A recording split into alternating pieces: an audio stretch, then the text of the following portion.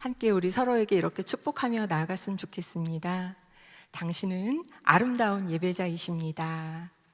당신은 아름다운 예배자이십니다. 한 번 더 축복하고 기도하는 마음으로 이렇게 인사 나누시겠습니다. 성령 충만하세요. 성령 충만하세요. 아멘. 우리에게 이 삶을 날마다 허락하실 주님께 감사와 찬송을 올려드립니다. 오늘 시편 34편의 말씀을 통해 앓물 넘어 삶으로라는 제목으로 말씀을 듣도록 하겠습니다. 우리는 우리에게 무엇이 유익을 주는지 잘 알고 있습니다. 하나님과 동행하는 삶을 살아갈 때 어떻게 하면 우리에게 유익이 있을지 우리는 많은 것들을 알고 있습니다. 어떤 것들이 있을까요? 오늘 이 자리에 나와서 예배하시는 것처럼 예배하는 삶, 찬양하고 기도하는 삶, 또 말씀을 읽고 말씀을 암송하고 또 성김을 나누는 삶, 이러한 것들이 우리가 하나님과 함께 동행하는 삶을 살 때 큰 유익이 있는 줄 압니다. 그런데 어떤가요? 아는 것을 삶으로, 삶 속에서 실천하며 살아가는 것이 쉽지가 않습니다. 그만큼 우리가 아는 것을 삶으로 직접 살아내는 것이 힘들다는 이야기이기도 하겠습니다. 다윗은 하나님과 동행하는 삶을 신실하게 살아낸 믿음의 사람입니다. 오늘 다윗의 삶을 통해 시편 34편의 말씀을 통해 그 다윗이 자신이 만나고 믿고 경험한 살아낸 하나님을, 그 살아낸 삶을 우리에게 도전합니다. 오늘 그 청하는 삶으로 함께 말씀 듣도록 하겠습니다. 먼저 다윗이 이 시를 지은 배경이 어떠했는지 살펴보겠습니다. 시편 34편의 표제를 보시면 다윗이 아비멜렉 앞에서 미친 채 하다가 쫓겨나서 지은 시라고 기록되어져 있습니다. 다윗은 사울의 추격을 피하여 가드라는 곳으로 도망하여 들어갑니다. 그런데 다윗은 어땠습니까? 적을 피하다가 더 깊은 또 다른 적진으로 들어간 격이 되었습니다. 가드가 어느 곳인가요? 다윗이 소년 시절 물맷돌로 쓰러뜨려 죽게 한 장수 골리앗의 고향입니다. 그곳에 들어간 다윗은 자신을 알아보는 그 아기스 왕의 신하들을 보게 됩니다. 생명의 위협을 느낀 다윗은 미친 채 연기를 합니다. 수염에 침을 흘려가며 미친 척 자기의 생명을 부지하기 위해서 연기를 합니다. 아기스 왕은 미친 줄 알고 이 다윗을 쫓아냅니다. 다윗의 마음은 어떠하였을까요? 이스라엘의 왕이 될 약속을 받은 자, 하나님의 기름 부으심을 받은 자가 이렇게 미친 척하며 수치스럽게 생명을 부지하는 이 시간을 지나는 것이 참으로 아이러니한 시간이기도 합니다. 다윗은 이러한 시간을 지나며 우리가 읽은 말씀 본문 앞절에 이러한 고백을 합니다. 하나님께 무릎 꿇고 예배드리는 삶을 결코 멈추지 않고 포기하지 않겠노라고 고백합니다. 하나님의 광대하심을, 하나님의 영광을 선포하고 그것에 함께 하자고 청하고 권합니다. 여러분, 무엇이 다윗을 이러한 고백을 하도록 이끌었을까요? 4절에서 7절을 함께 읽어보도록 하겠습니다. 성도님들이 받으신 교환에도 있습니다. 내가 여호와께 간구하매 내게 응답하시고 내 모든 두려움에서 나를 건지셨도다. 그들이 주를 앙망하고 광채를 내었으니 그들의 얼굴은 부끄럽지 아니하리로다. 이 공고한 자가 부르짖음에 여호와께서 들으시고 그의 모든 환난에서 구원하셨도다. 여호와의 천사가 주를 경외하는 자를 둘러 진치고 그들을 건지시는도다. 아멘. 그가 간구함으로 하나님으로부터 응답을 받았습니다. 환난으로부터 자기를 구원하신 구원자 하나님, 피난처 하나님을 확신에 차서 고백합니다. 이어지는 8절에서 11절로 다윗은 이 확신 가운데 자신이 경험한 하나님을 함께 만나자고 권합니다. 그리고 확신 가운데 하나님을 경외하는 삶에 대한 교훈과 권면의 말을 합니다. 9절과 11절 두 절을 함께 읽어보도록 하겠습니다. 너희 성도들아 여호와를 경외하라. 그를 경외하는 자에게는 부족함이 없도다. 너희 자녀들아 와서 내 말을 들으라. 내가 여호와의 경외하는 법을 너희에게 가르치리로다. 아멘. 교훈과 권면은 실제로 그렇게 살아낸 사람으로부터 받을 때 그 영적 권위와 영향력이 있습니다. 가르침은 그 전하는 자의 말을 통해서도 배움의 유익이 있지만 전하는 자의 삶과 함께 할 때 더 큰 신뢰가 있습니다. 예를 들어보겠습니다. 학령기에 있는 자녀에게 부모님들이 가장 하시는 말씀이 무엇일까요? 공부해라, 숙제하고 놀자, 책 좀 읽자, 장난감 좀 치우자. 조금 더 큰 자녀들이라면 어떤 말을 해줄까요? 일찍 다니자 등등등 여러 가지가 있겠죠. 네. 그런데 겉면에 이러한 말들을 자녀들과 가족들에게 할 때, 이들에게 전할 때 말로만 하는 것보다 어떠한 것이 더 영향력이 있을까요? 네. 말의 가르침과 행함의 가르침이 함께 할 때, 그때 그 가르침은 더 힘이 있고 영향력이 있을 것입니다. 단순히 알고 있는 건 넘어 그 삶을 살아낸 것, 살아낸 자, 그 사람이 그 이야기를 전할 때 더욱 큰 힘이 있고 영향력이 있다는 것입니다. 그런 의미에서 다윗이 오늘 주는 권면은 영적 자녀들에게 주는 권면으로 받기에 부족함이 없어 보입니다. 알고 믿고 살아낸 것을 확신 가운데 권하고 교훈하기 때문입니다. 그럼 그가 하나님을 경외하는 법을 가르치겠노라고 이야기합니다. 하나님을 경외한다는 것은 하나님을 두려워하고 공경한다는 것입니다. 하나님을 사랑하는 마음으로 하나님을 의식하고 살아간다는 것입니다.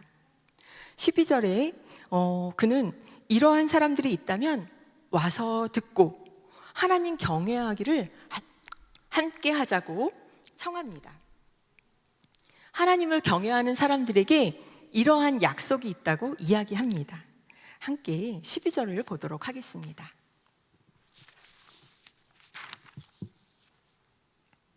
생명을 사모하고 연수를 사랑하여 복받기를 원하는 사람이 누구뇨? 영적인 생명을 갈망하고 영생의 복을 사모하는 사람이 있습니까? 그럼 하나님을 경외하십시오 하고 권하는 것입니다. 말씀 한 절을 더 보도록 하겠습니다. 예레미야 32장 40절 말씀입니다. 내가 그들에게 복을 주기 위하여 그들을 떠나지 아니하리라 하는 영원한 언약을 그들에게 세우고 나를 경외함을 그들의 마음에 두어 나를 떠나지 않게 하고. 아멘. 하나님이 예레미야를 통해 바벨론에서 포로 생활을 하고 있는 유다 백성들에게 이 심판 너머에 새로운 미래가 있다는 것을 전하고 있습니다. 나를 경외함을 그들 마음에 두어 나를 떠나지 않게 하실 것이라는 하나님의 약속을 전합니다. 이것은 폐하여지지 않는 영원한 약속입니다. 그런데 우리는 이 약속을 동일하게 받은 하나님의 자녀들이죠. 하지만 이 약속이 성취되기까지 우리도 하나님의 말씀에 순종함으로 반응하며 나가야 할 것입니다. 부모는 자녀를 출산할 때 자녀들을 잘 양육할 것을 한목적으로 약속하고 자녀를 출산하여 양육하게 되죠. 그런데 자녀들 또한 부모의 말에 순종하며 함께 자라나야 부모와 자녀 간의 원활한 양육이 이루어집니다. 어떠한 삶이 하나님이 주신 이러한 약속에 우리들을 이르게 할까요? 이어지는 말씀을 통해 두 가지 가르침을 오늘 함께 살펴보도록 하겠습니다. 13절과 14절을 함께 읽어보도록 하겠습니다. 내 혀를 악에서 금하며 내 입술을 거짓말에서 금할지어다. 악을 버리고 선을 행하며 화평을 찾아 따를지어다. 아멘. 첫 번째, 선한 말과 행동, 정직으로 화평케 하기입니다. 하나님을 경외하는 삶이란 결코 관념적이거나 추상적인 개념이 아닙니다. 악한 말, 악한 행동, 거짓말은 화평을 깨뜨리는 이유가 됩니다. 하나님을 경외하며 하나님과 화평을 누리는 자들은 이웃과의 관계에서도 화평을 누리게 됩니다. 조이 도우스는 하나님을 경외하는 마음이라는 저서에 이렇게 소개합니다. 하나님을 경외하는 마음을 갖는 5가지 방법인데요. 제가 읽어보도록 하겠습니다. 첫 번째, 의지로 선택한다. 하나님을 경외하는 마음을 의지로 선택하는 것입니다. 두 번째, 우리에게 하나님을 경외하는 마음이 없음을 하나님께 고백하고 우리를 긍휼히 여겨달라고 구하는 것입니다. 세 번째, 간절한 마음으로 계속 하나님을 경외하는 마음을 구하고 그것을 믿음으로 받아들입니다. 네 번째, 오늘 지금 우리의 이 시간과도 같죠? 성경을 통해 하나님의 마음을 공부합니다. 경외하는 마음을 배우고 알아갑니다. 5번째, 하나님을 경외하는 마음을 가르치는 하나님의 특수학교에 자주 들어간다고 되어 있습니다. 특수학교, 이곳이 어디일까요? 교회. 또 어느 곳일까요? 이러한 곳이 있다면 입학하여 지원하고 싶지 않으십니까? 학교는 학생들이 배움을 통해 성장하고 자라가는 곳입니다. 하나님이 사람의 마음에 여호와를 경외하는 마음을 주셨다고 약속하셨지만 우리는 그것을 배우고 훈련하며 나아가야 합니다. 아마도 이러한 곳들이 아까 교회라고 대답해 주셨는데요. 이 특수학교는 바로 우리의 가정, 학교, 일터, 교회, 공동체, 우리가 살아가는 일상일 것입니다. 이렇게 특수학교에 우리가 이미 입학하여 계신 것을 알고 계신가요? 함께하는 가족 공동체, 훈련 공동체는 하나님께서 우리에게 허락하신 이러한 훈련의 장입니다. 조이 도우스는 또 말을 조심하는 것이 하나님을 경외하는 삶의 특징이라고 합니다. 하나님을 경외하는 사람인지 알아보는 방법은 그 사람의 말과 행동을 보면 알 수 있다고 하는 것입니다. 그녀는 피하고 하지 말아야 할 것들 몇 가지 예를 드는데요. 함께 교환에도 있고요. 자막을 통해서 보시도록 하겠습니다. 제가 읽겠습니다. 비판과 판단, 불신앙과 원망, 교만이 섞인 말, 한두 마디쯤 더하여 보태는 것, 마치 그런 것처럼 보이게끔 암시를 주는 것, 과장하거나 축소하는 말, 들은 이야기에서 몇 마디를 빼고 다른 사람에게 옮기는 것, 핵심을 벗어나 빙빙 돌리는 말, 농담처럼 말하면서 사실대로 말하지 않는 것, 진실한 말보다 다른 사람이 듣기 좋은 말을 하는데 더 신경을 쓰는 것. 아마 이 중에 하나도 나는 걸림이 없다라고 말하는 것이 쉽지 않을 만큼 우리의 일상 가운데 흔히 있는 일들입니다. 저 또한 이런 것에 자유로운가 생각하며 이 시간을 준비하는 시간이 되었습니다. 그래서 제가 오늘 말씀에 제일 청중으로 엎드려 이 말씀을 받게 되는 시간인 것 같습니다. 하지만 이렇게 정직을 행할 때 반드시 분별이 필요합니다. 진실 그것이 틀림없는 사실이라고 할지라도 모두 은혜와 덕이 되지는 않기 때문입니다. 반드시 은혜와 진리가 함께 가야 합니다. 그리고 그것이 사랑에 근거한 것인지 분별해야 할 것입니다. 사람의 방언과 천사의 말을 할지라도 사랑이 없으면 울리는 꽹과리와 같다고 말한 사도 바울의 그 가르침이 기억납니다. 설교를 준비하면서 초신자적 교회에서 받았던 훈련 한 가지가 생각이 났습니다. 가장 먼저 하나님을 만나고 예배가 사모되고 또 교회 가는 것이 너무너무 즐겁게 됐을 때 말씀 읽는 게 더 이상 어렵지 않고 읽고 싶고 또 읽고 싶은 그러한 시기가 됐을 때 가장 먼저 듣게 된 스쿨이 있었습니다. 함께 공동체에서 동행하던 집사님 한 분께서 어떤 거 과정을 들을 건데 함께 듣자고 말씀을 하셨습니다. 저는 초신자이기도 하고 잘 모르는 것이 많아서 자의반, 타의반으로 그곳에 함께 갔습니다. 바로 중보기도 학교라는 곳이었습니다. 몇 주간의 훈련 과정을 마치고 수료하는 날이 되었습니다. 저는 교회 곳곳에 그렇게 여러 곳이 있는지 잘 알지 못했기 때문에 손에 이끌려서 지하에 있는 한 기도실로 가게 되었습니다. 그곳에 가서 저는 깜짝 놀라고 또 많이 기뻤습니다. 왜냐하면 어느 주일 하루 예배를 드리고 감격에 또 감흥에 그 자리를 빨리 뜨지 못하고 앉아서 기도를 하고 있는데 하나님이 마음 가운데 소망을 한 가지 주셨습니다. 교회를 위하여 24시간 불이 꺼지지 않고 이어서 기도하는 곳이 있다면 얼마나 좋을까라는 소망이 마음 가운데 들어와서 순모님께 찾아가서 여쭈었습니다. 순모님이 기다려봐봐 주영 엄마, 내가 알아봐 줄게 라고 이야기하셨어요.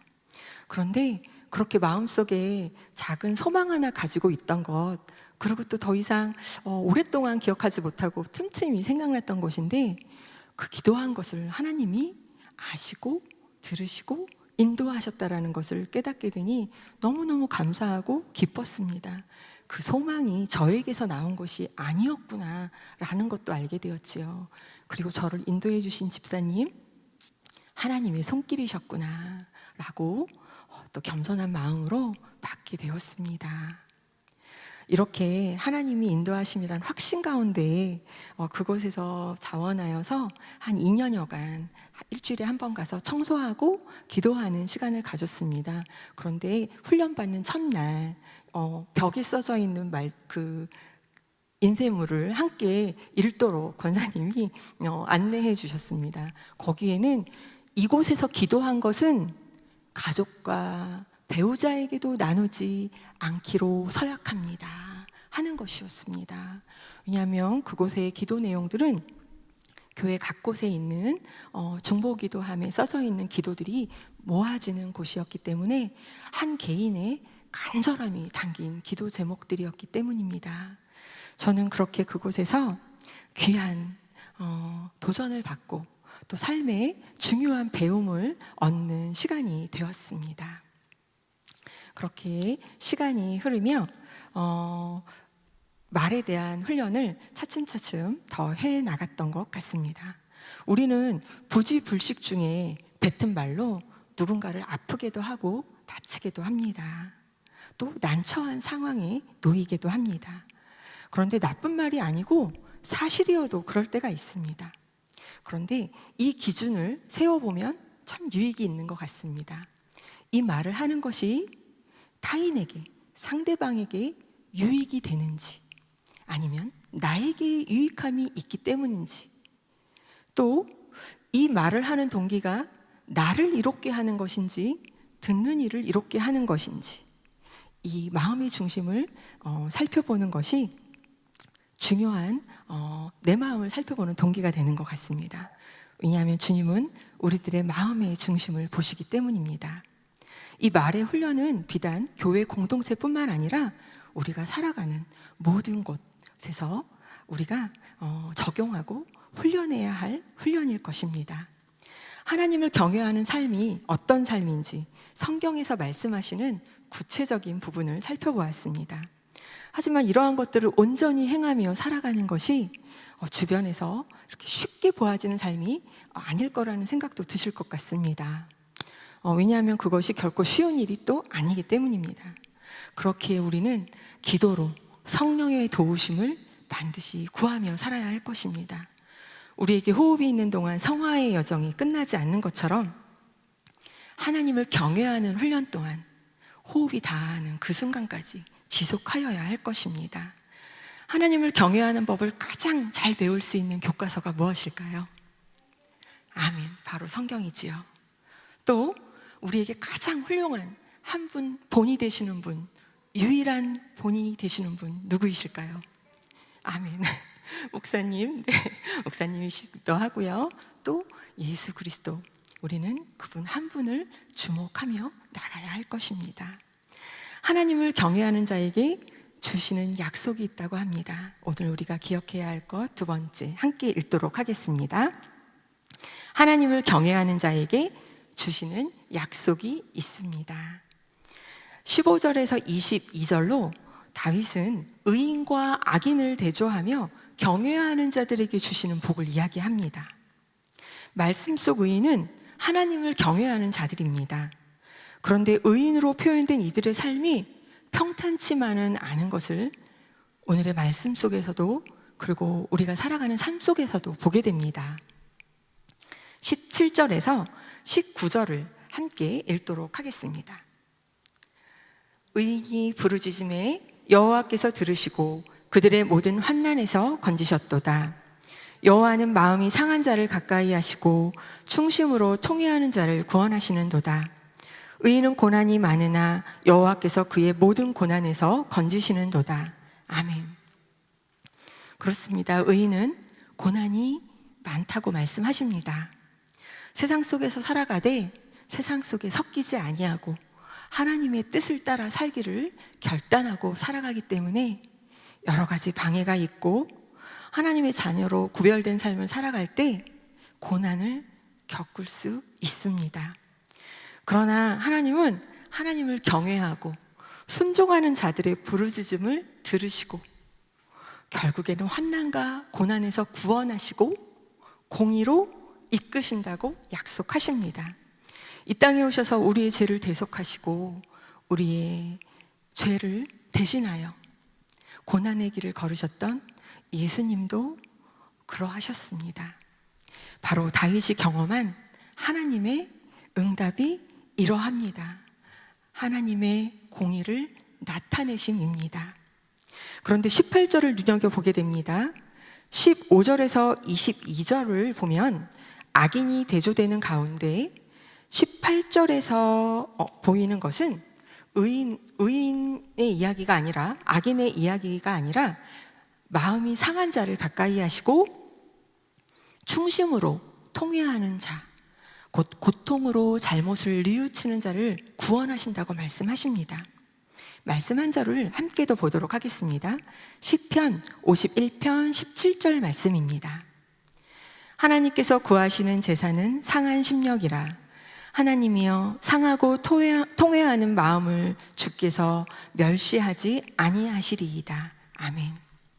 하나님은 참으로 자비로우시고 긍휼이 많으신 분이십니다. 죄로부터의 회개의 자리로 나아오는 자들에게 하나님이 원하시는 제사, 제물은 바로 깨진 영과 깨지고 부서진 마음이라고 말씀하십니다. 하나님은 이 마음을 결코 멸시하지 않으신다고 하십니다. 회개를 통해 정결한 마음, 정결한 영으로 새 사람의 은혜를 입은 사람은 반드시 자기가 받은 은혜를 전하고 나누며 많은 사람들을 다시 올바른 길로 인도하게 됩니다. 사랑하는 금호중앙교회 성도 여러분, 의인과 악인을 판단하는 것은 우리의 몫이 아닐 것입니다. 심지어 우리는 의인이었다가 때로 악인의 모습이기도 합니다. 우리는 주님의 보혈을 공로로 힘입어 하나님께서 의롭다 하심을 여겼지만 우리가 살아가는 모습은 이렇게 연약한 모습입니다. 다윗은 어떠했습니까? 그도 죄가 있는 사람이었습니다. 다만 우리는 하나님을 경외하는 것이 어떠한 삶인지 성경 말씀을 통해서 배우고 알고 순종하기를 힘쓰는 자들로 부름을 받았습니다. 그렇기에 다 알 수 없는 고난의 때를 지나게 될 때에 고난과 환난에서 반드시 건지시는 주님을 바라보며 흔들리지 않는 믿음으로 나아가는 은총이 우리 모두에게 있기를 소망하고 축복합니다. 조정민 목사님의 고난이 선물이다라는 책에 이런 글이 있습니다. 함께 잠시 자막을 통해 보시겠습니다.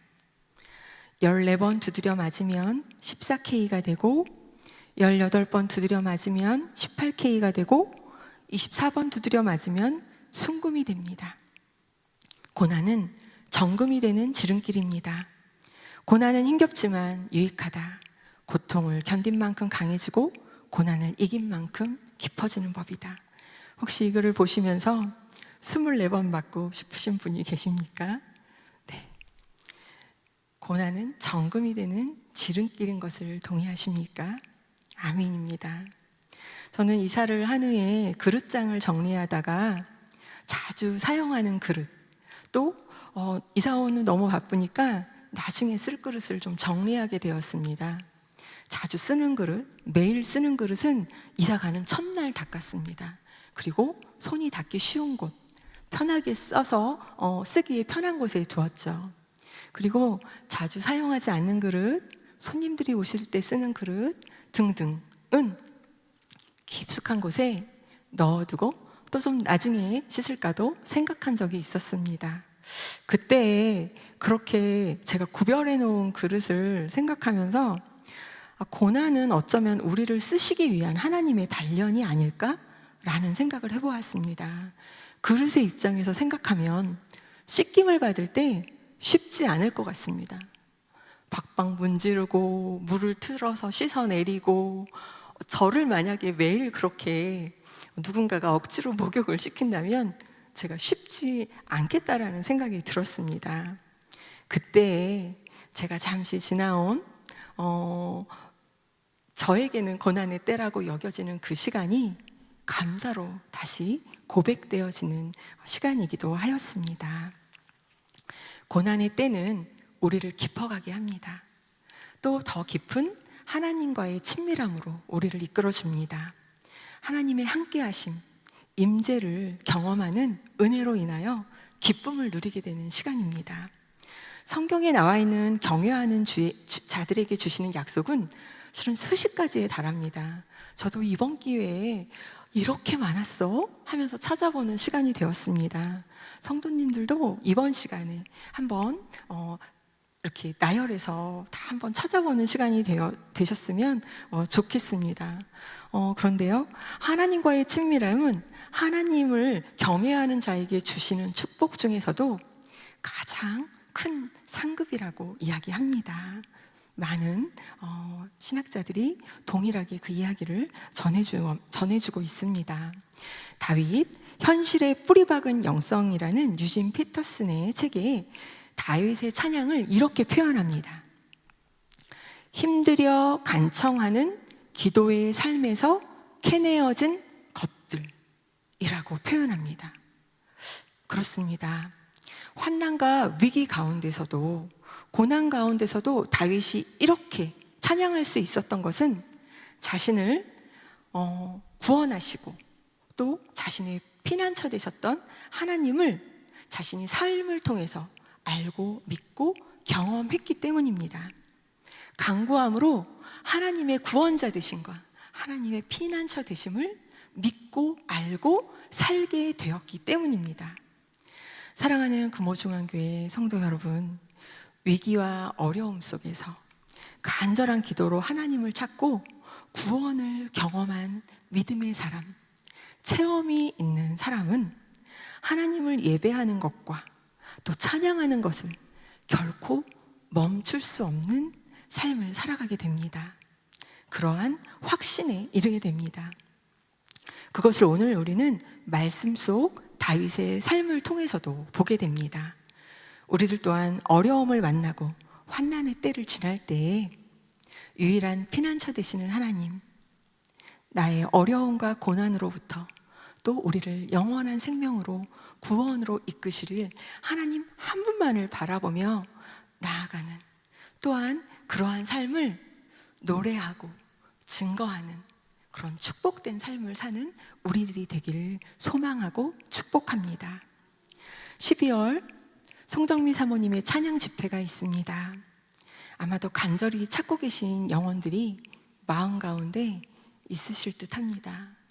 그 마음속에 주시는 분들 찾고 부르시는 자리가 되길 축복합니다. 알면서 삶으로 나아가는 우리들이 모여서 함께 올려드리는 그 예배는 그 하나님이 기뻐 받으시는 예배가 될 것입니다. 우리의 예배와 찬양을 통해 하나님께서 영광 받으실 것입니다. 하나님의 위대하심을 노래하는 시간이 되길 소망합니다. 우리의 이 믿음의 고백이 또한 우리의 자녀들 다음 세대로 흘러가길 원합니다. 우리가 그 신앙을, 믿음의 고백을 다음 세대에게, 우리의 자녀들에게 전수하는 믿음이 되길 소망합니다. 끝으로 말씀 한 절을 함께 읽도록 하겠습니다. 시편 103편 17절 말씀입니다. 여호와의 인자하심은 자기를 경외하는 자에게 영원부터 영원까지 이르며 그의 은은 자손에게 이르리니. 아멘. 하나님께서 주신 이 약속의 말씀을 굳게 붙들고 나아가는 금호중앙교회 모든 성도님들 되시길 축복합니다. 함께 기도하시겠습니다.